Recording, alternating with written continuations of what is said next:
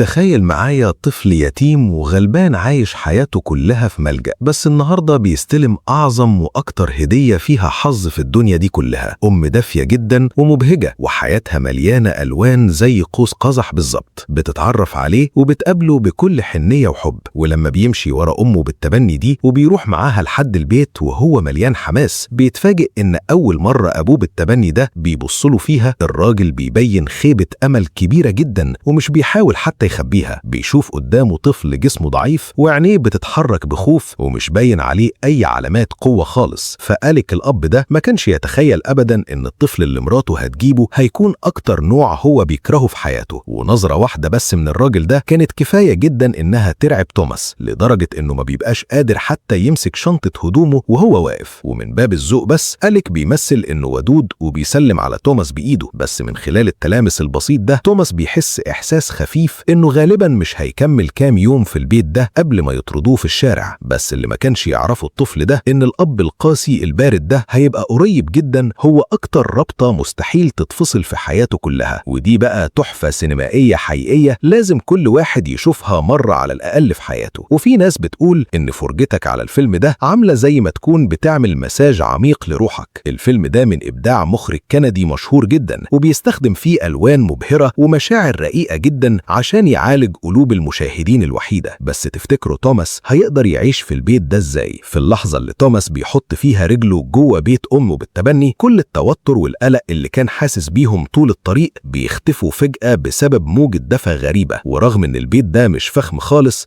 بس هو مليان ألوان زاهية ومنورة في كل حتة، كأنه دخل جوه كوخ مصنوع من قوس قزح. وأمه بالتبني ماري دي بتكون مجهزة ليه هدوم جديدة من قبلها، ووقت النوم ماري بتوطي عليه وبتبوسه بوسة حنينة جدا على جبهته. وفي اللحظة دي توماس بيجرب دفى العيلة بجد لأول مرة في حياته. بس على الناحية التانية أليك ما بيكونش قادر يستنى عشان يوضح موقفه لمراته، وبيبين لها إنه مش ناوي يتقبل توماس ده خالص. بس ماري بترد عليه بسرعة وبتديله سبب مستحيل يقدر يرفضه، وبتشرح له إن توماس ده هو أطيب طفل في الملجأ كله عشان هو الوحيد اللي نجح بامتياز في اختبار الإنسانية. وبنعرف إن قبل كده في الملجأ المدير قفل بالغلط على حمامة جوه الأوضة مع الأطفال عشان يشوف رد فعل كل واحد فيهم هيكون إيه. وفي الوقت اللي باقي الأطفال كانوا بيضحكوا من بعيد أو بيلفوا وشهم عشان يتجاهلوها وما كانوش مهتمين خالص بالحمامة وهي بتضرب بجناحاتها في الشباك وبتتألم، توماس الوحيد اللي كان بيبصلها وعينيه مليانة وجع وقلبه بيتقطع عليها. فبيروح يفتح الشباك بالراحة جدا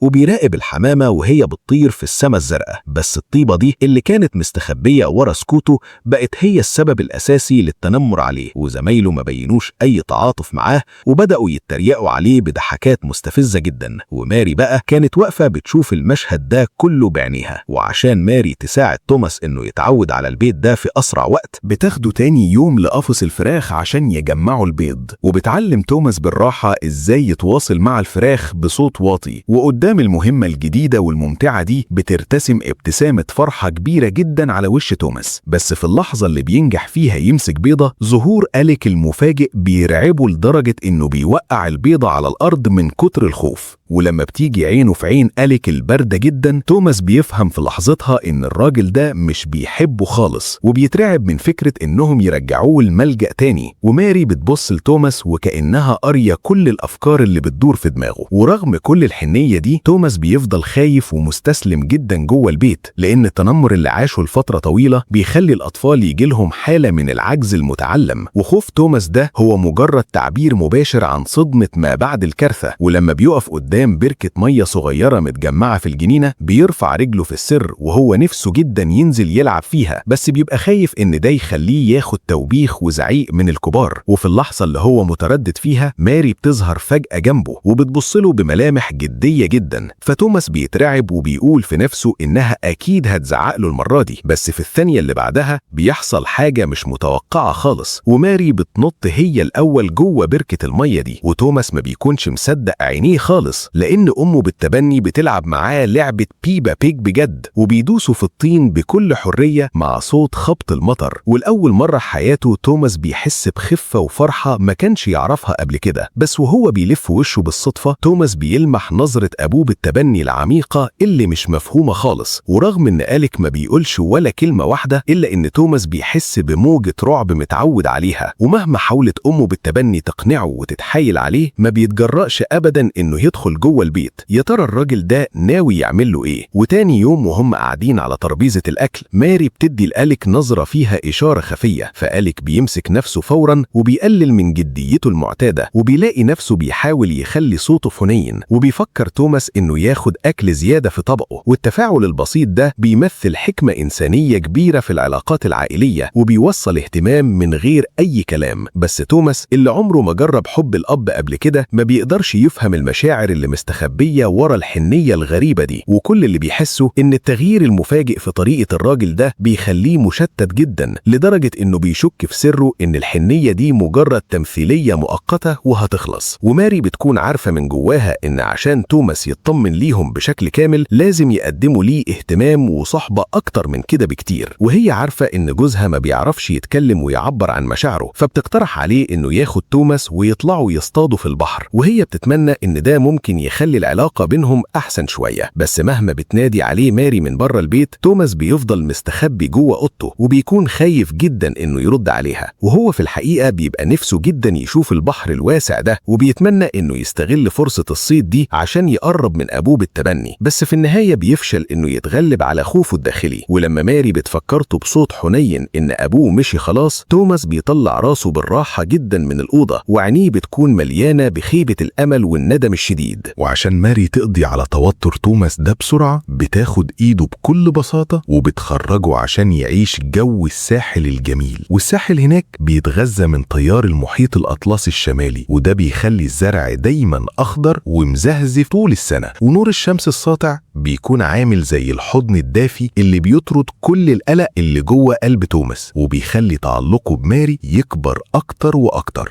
لدرجة إنه بيبدأ يفكر في سره إنه يمكن بجد يقدر يكون ليه أم هنا. ولو أنت كمان حاسس بالدفى في القصة دي، ياريت تدوس اشتراك دلوقتي عشان نكمل الحكاية مع بعض وتوصلك كل قصصنا الجاية. وبيقعدوا هما الاتنين على جذع شجرة وبيستمتعوا بهدوء بوقت الأم وابنها النادر ده. وفي اللحظة دي ماري بتعمل صوت نداء غريب ناحية البحر، وفجأة بتلاقي كذا عجل بحر بيطلعوا راسهم من المية. والمشهد السحري ده بيخلي توماس يتجنن من الانبهار، وبيحاول يعمل زيها كذا مرة بس ما بيعرفش يظبط الطريقة خالص. بس مع توجيهات ماري الصبورة مرة ورا مرة، توماس بينجح بجد إنه ينادي على عجول البحر ويخليهم يطلعوا. وفي اللحظة دي بيحس بثقة عمره ما حس بيها قبل كده، وبيبدأ يبتسم من غير ما يقصد. وبعدين ماري بتقوله إن عجول البحر دي عندها قدرة تحس بأرواح الأموات، وبتقدر توصل أفكار الناس العايشة ليهم. ولما توماس بيسمع الكلام ده بيفتكر جدته على طول، وبيتكلم مع البحر عن مدى اشتياقه لجدته. وبعدين بيلف يبص لماري بيهمس لها بجدية، ورغم إنها جملة بسيطة جدا إلا إنها بتخلي دموع ماري تنزل في لحظتها، لأنها بتعرف إن صبرها وحبها يوم ورا يوم قدروا أخيرا يسيحوا التلج اللي كان محوط قلب توماس. وفي اللحظة دي الاعتماد اللي بينهم بيتحول لاعتراف أغلى بكتير من ربطة الدم. بس يا ترى الأيام الجاية مخبية ليهم إيه؟ ومع صحبة ماري الحنينة والقوية، توماس بيبدأ بجد يعتبر المكان ده بيته، وبيبادر من نفسه إنه ينظف قفص الفراخ لأنه عارف إن دي طريقته عشان يساهم ويساعد عيلته. بس فجأة صوت لعب بيخطف انتباهه، ولما بيرفع راسه بيلمح أطفال غراب جايين على البيت، وبنعرف إن الأطفال دول ماري هي اللي عزماهم مخصوص، لأنها عارفة إن توماس انطوائي ومكسوف دايما، وبتتمنى تساعده يتعلم إزاي يتعامل مع الناس بالطريقة دي. بس المشهد ده بيرعب توماس جدا، ومن غير ما يحس بيبدأ يبص حواليه وهو بس عايز يلاقي مكان يستخبى فيه بسرعة. وماري بتفهم رعب توماس في اللحظة دي كويس وما بتستعجلوش خالص، وبالعكس بتقوله بالراحة إنه مش محتاج يحس بأي ضغط، وإنها هتفضل واقفة جنبه على طول. وبعد صراع نفسي عنيف جوه توماس بيجمع شجاعته أخيرا عشان يقابل الضيوف. وكده وبفضل تشجيع ماري، توماس بيعمل أصحاب لأول مرة في حياته. ولما الأطفال بيقترحوا إنهم يروحوا التلال عشان يلعبوا ما بيرفضش، ده كمان بيسرح شعره قدام المراية باهتمام، وقلبه بيكون حاسس بتوتر وترقب في نفس الوقت. وبعدين بيمشي وراهم وهم بيجروا على الحشائش الخضراء، ومع الهواء اللي بيخبط في وشه توماس أخيرا بيجرب فرحة الطفولة الصافية والقوية بجد.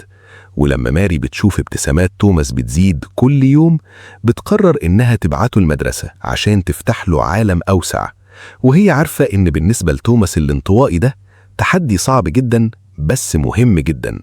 وفعلا لما توماس بيبص للأوضة المليانة وشوش غريبة بيتوتر جدا لدرجة إن تنفسه بيبقى سريع وبيبدأ يفرك في صوابعه من غير وعي. وصور التنمر اللي اتعرض ليها في الملجأ بتهجم على دماغه ومش بيقدر يسيطر عليها، بس في اللحظة اللي بيقرر فيها ينسحب ويرجع المدرس بيشجعه بصوت حنين إنه ما يتوترش، ولحسن الحظ المشهد بيكون مختلف تماما عن اللي تخيله، وعيون الطلاب بتكون مليانة صبر وود من غير أي ذرة سخرية. ولما بيتكلم عن قلعة الملك فينجال وبيقول لهم جربوا تلاقوا دي في المدينة، اللي بيفاجئ توماس أكتر إن بمجرد ما بيخلص كلامه كل الطلاب بيرفعوا ايديهم، وتوماس ما كانش يتخيل أبدا إنه ممكن يلقى الترحيب الدافي والحب ده كله. وأخيرا بيفهم إن خطوة الشجاعة الأولى بجد بتخليك تشوف مناظر مختلفة تماما. بس الفرحة دي ما كانتش هتكمل للأسف، لأن الفرحة دي ما بتستمرش كتير قبل ما ياخد ضربة غير متوقعة. ولما بيرجع البيت بيكتشف إن في باحثة من وكالة التبني جاية تحقق معاهم، لأن تبني طفل بيحتاج موافقة مكتوبة من الزوج والزوجة، والشرط ده هو قاعدة أساسية في نظام التبني الوطني وبيعكس الحماية القانونية الصارمة لحقوق الأطفال المتبنين. بس أليك كان بيأجل دايما إنه يمسك القلم ويمضي، وده معناه إن مستقبل توماس لسه مش واضح خالص. ولما توماس بيفتكر شكل أبوه بالتبني وهو بيمشي من شوية بيبدأ يفهم حاجة مهمة، ورغم إن أمه بالتبني بتحاول بكل الطرق إنها تطمنه، بس إحساس توماس السيء بيكبر جواه وبيبقى مرعوب إن البيت اللي لسه لاقيه ده يتكسر زي الفقاعة في أي لحظة. فبيروح البحر لوحده وهو عايز يحكي لجدته عن قلقه وخوفه، وماري اللي كانت بتدور عليه في كل حتة بتوصل بسرعة وتقف وراه، وهي بتفهم الحزن اللي توماس حاسس بيه، عشان كده ما بتضغطش عليه وبتقعد جنبه بهدوء. بس حنيتها دي بتقلل كتير من رعب توماس، وبيعرف انه حتى لو بقائه او مشيه من البيت حاجة مجهولة، على الاقل في اللحظة دي هو مش بيواجه القلق ده لوحده. ولما بيقول لها انه عايز يناديها يا ماما وهي بترد انها هتحب ده جدا، ماري في الحقيقة بتكون عارفة ان جوزها وافق على توماس من جواه، بس طرق الرجالة في التعبير عن المشاعر عمرها ما بتكون مباشرة وقوية زي الستات، وهي عارفة ان الاهتمام اللي مستخبي في السكوت ده هو بالظبط اتقل شكل من اشكال حب الاب. وعشان تخلق فرصة لجوزها وتوماس انهم يكونوا لوحدهم، ماري بتمثل انها محتاجة تروح المدينة في شغل لمدة يومين، وفي الليلة اللي قبل ما تسافر بتسأل توماس مخصوص لو هو مستعد يطلع البحر مع ابوه بالتبني، وبتاخد منه الموافقة. وتاني يوم الصبح بدري وبمجرد ما الاتنين بيوصلوا البحر، توماس بيكتشف عجل بحر صغير امه سابته وجسمه الرفيع لسه بيترعش بالراحة. ولما بيبص لشكل عجل البحر الصغير العاجز ده، توماس بيفتكر نفسه فورا وهو بيعاني من الجوع والبرد وهو طفل، وموجة من وجع القلب بتهجم على صدره. يا ترى أليك هيتصرف ازاي؟ فبيسأل ابوه بالتبني بتردد لو يقدر ياخد باله من عجل البحر ده بعد كده، وأليك ما بيردش بشكل مباشر، وبس بيفكر توماس ان اطعام عجل بحر صغير محتاج استمرار ومسؤولية لفترة طويلة، وبيسأل توماس لو هيقدر يعمل كده، وأليك ما بيقولش ولا كلمة زيادة، وبياخد توماس لحد عجل البحر الصغير وبيرفع راسه بالراحة وبيعلم توماس ازاي يأكله. وفي الأول توماس بيحس بخوف شوية وحركاته بتبان متخشبة جدا، بس أليك بيشجعه بصوت حنين وبيستناه بصبر عشان يتعود واحدة واحدة. وأخيرا توماس بينجح يأكل السمكة الصغيرة في بق عجل البحر، ودي بتكون أول مرة الاتنين يخلصوا فيها مهمة مع بعض، والغرابة والمسافة اللي كانت بينهم بتبدأ تسيح بهدوء في اللحظة دي. ومن الوقت ده توماس بيجهز سمك صغير كل يوم عشان يأكل عجل البحر، وده كمان بيسميه اسم مخصوص وهو سمودج. ولما أي حيوان بياخد اسم خاص بيه بتحس كأنه أخد معنى مميز جدا وبقى حاجة مرتبطة بيك من أعماقك. وبعد كام يوم وأول ما توماس بيرجع البيت بيشوف تورتة على الترابيزة، ودي بتكون مفاجأة عيد ميلاد ماري جهزتها ليه. وفي نفس الوقت أليك بيدي لتوماس سنارة صيد جديدة، لأن توماس كان ادى كل السمك اللي في البيت لعجل البحر، فأليك بيتمنى إنه يقدر يتعلم يصطاد سمك بنفسه عشان يأكل سمودج، وده كمان بيوعده إنه هياخده يتعلم الصيد في البحر بكرة. بس في الوقت اللي توماس بيكون غرقان فيه في الفرحة دي ما بيكونش عارف خالص إن في كارثة بتقرب منهم بهدوء شديد، لأن ماري بتعاني من مرض في القلب مولودة بيه وما تقدرش تشتغل كتير أو تتحمل أي انفعال عاطفي، ودي موانع طبية واضحة جدا للرعاية اليومية بتاعتها. وقبل كده لما أخدت توماس عشان ينط في بركة المية، النظرة المعقدة اللي أليك بصلهم بيها كانت مجرد قلق على صحة ماري وما كانتش أي كره لتوماس خالص. ولحسن الحظ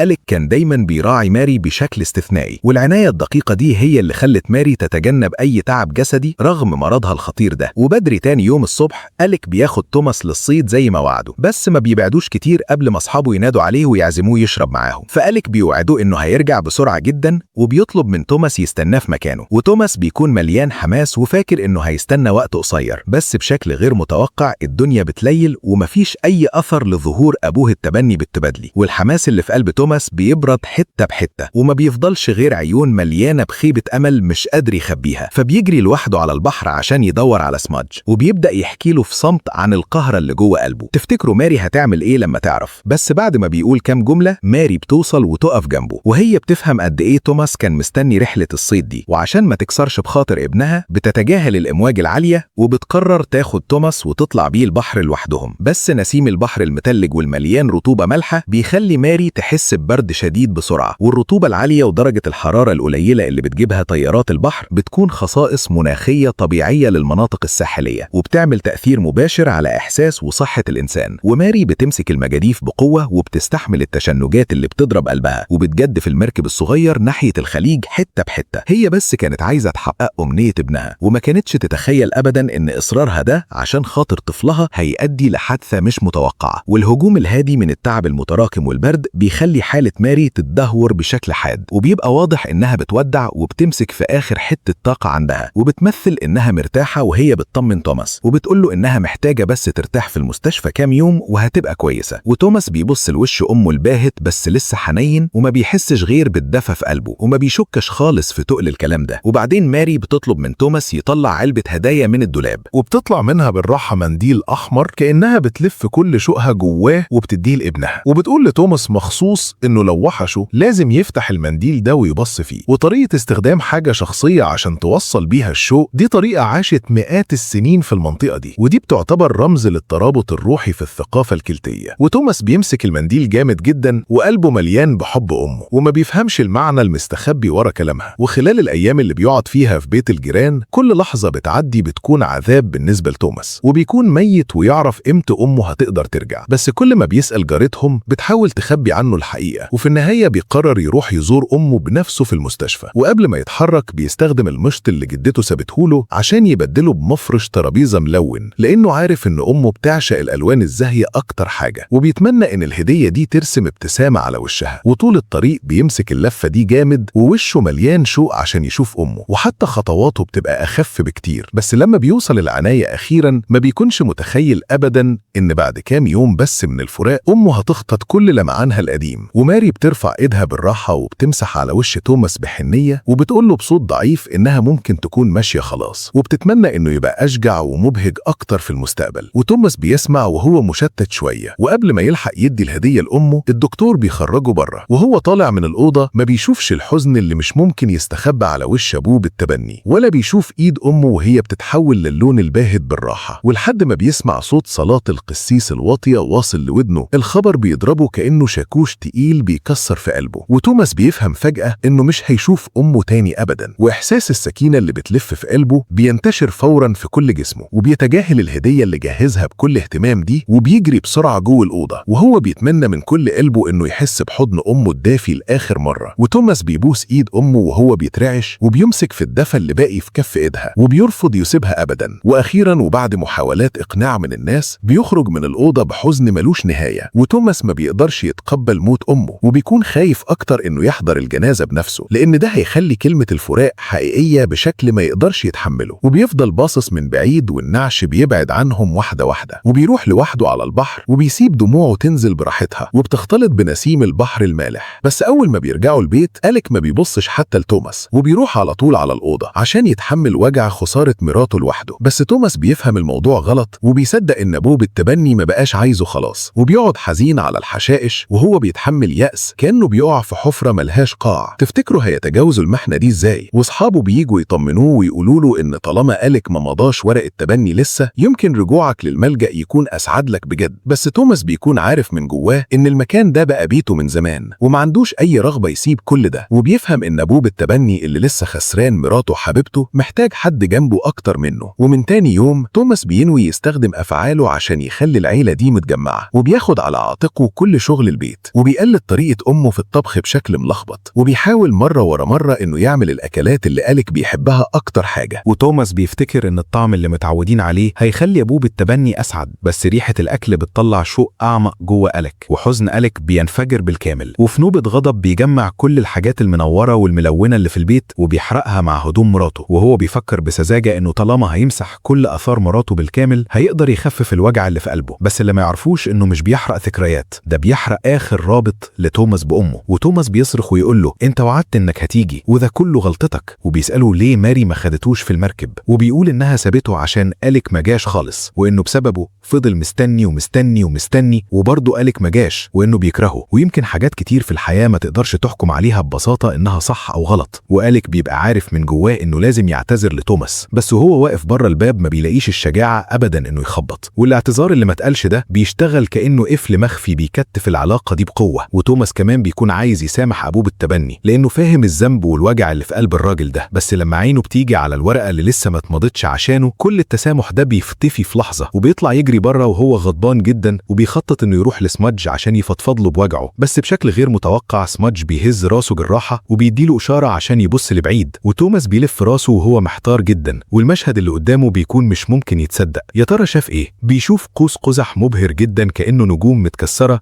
بتترش عليه بالراحة، والدفى والراحة الهادية دي بتخلي الحزن اللي في قلبه كأنه خف تماما. وعشان كده توماس بيجري بسرعة يحكي المشهد ده لأبوه بالتبني اللي بيكون غرقان في أحزانه مع الشرب، وبيطلع المنديل الغالي ده وبيديه لأبوه بالتبني، وبيهمس بصوت واطي وبيقول له إن دي الحاجة اللي ماما سابتها وإنها مليانة بحبها، وطول ما أنت حاسس بيها بقلبك هتقدر تحس إنها كانت معانا هنا طول الوقت. وأليك بيمسك المنديل الوحيد اللي مراته سابته وعينيه بتكون سخنة وبتغلي، ولما بيجي ينام بيمسك في المنديل جامد جدا، وفي حالة توهان بيحس كأن مراته جنبه بالظبط. وفي الليلة دي بيبان إنه نسي حزنه بالكامل وبينام بهدوء استثنائي. بس على الناحية التانية توماس بيفضل يتقلب طول الليل لأنه أخد قرار قاطع بس غصب عنه، وبدري تاني يوم الصبح بيلم شنطته في هدوء وما بيكونش عايز يقبل الإحراج إن أبوه بالتبني يطرده، وبيفضل إنه يختار كرامته ويمشي هو الأول. وبيبص بصة سريعة على الأوضة المليانة ذكريات دافية دي، ورغم 100 حاجة جواه رافضة ده، بس هو عارف إن في حاجات ما تقدرش تغيرها مهما أصريت عليها. وقبل ما يمشي بيبقى عايز يساعد سمادج يلاقي أمه، فبيحط عجل البحر الصغير جوه المركب الصغيرة وبيجهز نفسه عشان يجدف لجوه البحر. ولما أليك بيصحى ما بيكونش عارف أي حاجة من دي خالص، وبعد التنظيف الروحي اللي حصل له الليلة اللي فاتت بيبان إنه فهم حاجات كتير، وبيخطط يروح المطبخ عشان يعمل الفطار الأول، وبيستخدم الفعل ده عشان يعبر عن حبه لتوماس. بس لما بيلاقي الأوضة فاضية بيفهم فوراً إن في حاجة، وبيطلع يجري بسرعة عشان يدور عليه في كل حتة، وبيدور في كل زاوية بس ما بيشوفش أثر لتوماس أبداً. ولما بس بيرمي عينه ناحية البحر بيتصدم لما بيشوف توماس بيجدف بالمركب لوحده جوه المحيط، وبيترعب وجسمه كله بيتلج، وهو عارف كويس جدا إن الأمواج العالية دي ممكن تبلع أي حاجة في أي لحظة. وفعلا المركب ما بيبعدش كتير قبل ما عاصفة تنزل فجأة وموجة ضخمة تقلب المركب بكل سهولة، وأليك بينط فورا في مركب تاني وبيجدف بكل قوته، بس المسافة بينهم بتحسسها كأنها فجوة مستحيل تعديها، وكل حاجة بتكون متأخرة جدا، وهو بينهار بالكامل. وفي اللحظة دي بس بيفهم بجد إن توماس بقى من زمان حتة منه وما يقدرش يستغنى عنه، وما بيقدرش يتخيل إزاي ممكن يستحمل لو توماس سابه للأبد زي مراته. وتوماس بيكون غرق بالكامل جوه البحر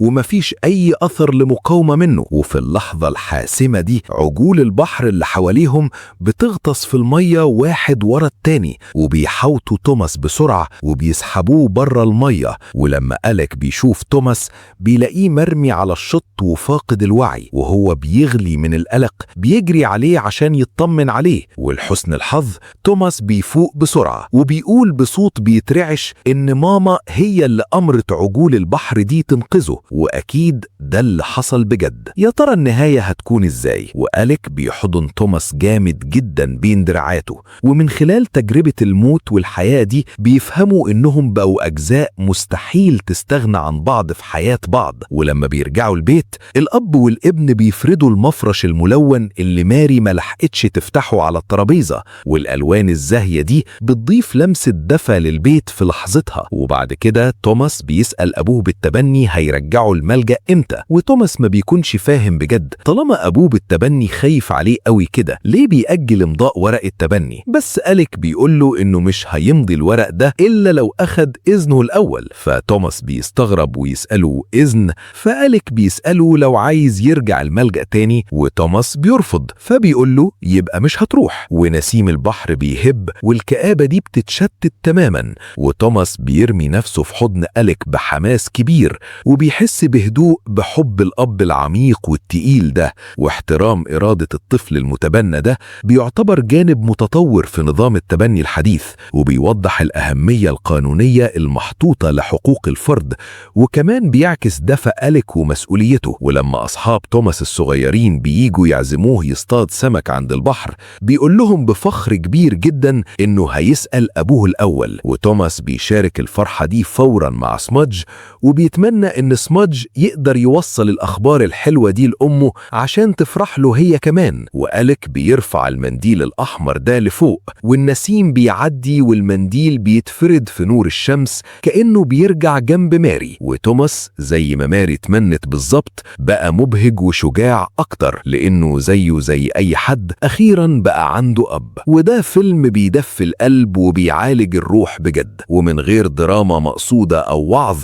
بيقدر يحرك مشاعر ملايين المشاهدين بقصة صافية وحب عميق. وتوماس الولد اللي عينيه خايفة واللي عانى من التنمر في الملجأ وتحت حماية أمه بالتبني ماري اللي منورة زي قوس قزح، بيقدر يكسر صدمة الماضي ويكبر ويبقى ولد شجاع ومبهج. وكل خطوة في تغييره ده بتمشي على خطوات الحب والقبول. وبيت ماري بيكون هو الملجأ الروحي لتوماس، وكوخ قوس قزح المليان ألوان زاهية بيطرد قلقه كله. والبوسة الحنينة قبل النوم بتخليه يجرب دفى البيت لأول مرة، وتوجيهاتها الصبورة ليهم وهم بيجمعوا البيض، وصحبتها المجنونة وهم بيدوسوا في بركة المية، وتشجيعها الحنين ليه وهو بينادي عجول البحر. ماري بتستخدم تفاصيل صغيرة عشان تصحي طبيعة توماس المتلجة، وبتخليه يرجع ثقته في نفسه من خلال ثقتها فيها. والأب بالتبني اللي بيبان بارد ده اللي هو أليك في الحقيقة بيحرسه في صمت بطريقة ملخبطة شوية، وصوته اللي بقى حنين على ترابيزة الأكل، وصبره وهو بيعلمه ياكل عجل البحر، والنية اللي ورا صنارة الصيد الجديدة، كل ده بيخبي دفى ما تقلش في الكلام خالص. ونجاح الفيلم ده مش بس في المناظر الخلابة بتاعت ساحل المحيط الأطلنطي الشمالي اللي مخضرة طول السنة، لا ده كمان في بناء الشخصيات الحيوي اللي ليه 3 أبعاد. ماري حنينة وقوية وبتشرح قوة الحب بحياتها كلها، وأليك بارد من بره بس دافي من جوه وبيشرح تقل حب الأب من خلال سكوته. وتوماس حساس وطيب وبيكمل أكتر رحلة نمو مؤثرة وسط الصدمات والحب. وموت ماري كان قريب جدا إنه يهد الدفى ده كله مع سوء التفاهم والحزن اللي كان بين توماس وأليك، بس المواساة اللي تحت قوس قزح والشوق اللي جوه المنديل الأحمر خلاهم في النهاية يفهموا قلوب بعض. واختبار الموت والحياة في البحر بيزق المشاعر لأعلى نقطة، وإنقاذ قطيع عجول البحر ليه ده كأنه تكملة لحماية ماري ليهم. وده بيخلي الأب والابن يفهموا بالكامل إنهم أجزاء مستحيل تستغنى عن بعض في حياتهم. ولما أليك بيقول له إنه مش هيمضي إلا لو أخد إذنه، الاحترام والمسؤولية دي هم أحسن تفسير لحب العيلة. وفي النهاية الفيلم بيقول لنا إن البيت ملوش أي علاقة بالروابط الدم، بس هو موجود في الحب والصحبة، وزي المنديل الأحمر اللي بيرفرف ده وقوس قزح المبهر، حتى لو في حد غالي علينا بعد وراح لبعيد، الحب هيتحول لنور بينور الطريق اللي قدامنا، وبيخلي كل روح كانت وحيدة في يوم من الأيام تلاقي انتمائها الدافي الخاص بيها. تفتكروا لو توماس ما كانش أنقذ سامج كان عجول البحر هتنقذه؟ هستنى رأيكم في التعليقات.